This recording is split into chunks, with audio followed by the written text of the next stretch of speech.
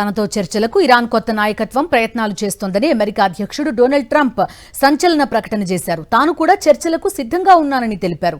అయితే ఇరాన్ విషయంలో అమెరికా అధ్యక్షుడు మరింత దూకుడు పెంచారు.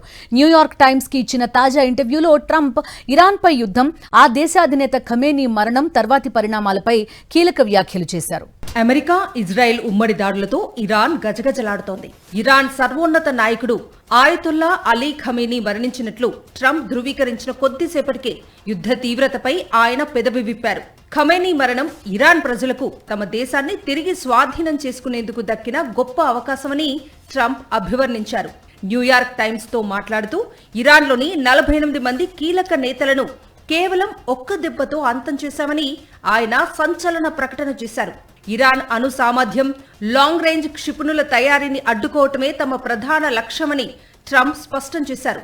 ఆపరేషన్ ఎపిక్ ఫ్యూరీ పేరుతో సాగుతున్న ఈ దాడులు తమ లక్ష్యాలన్నీ నెరవేరే వరకు ఆగవని ఆయన హెచ్చరించారు.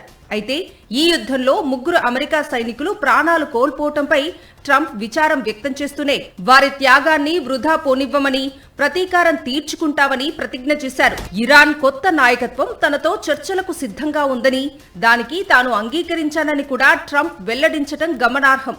ఇరాన్ పాలనలో మార్పు రావాలని, అది అమెరికా భద్రతకు అత్యంత కీలకమని ఆయన నొక్కి చెప్పారు.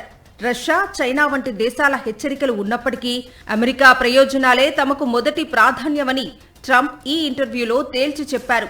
ఇరాన్ విషయంలో ట్రంప్ ఏమాత్రం వెనక్కి తగ్గే సూచనలు కనిపించటం లేదు.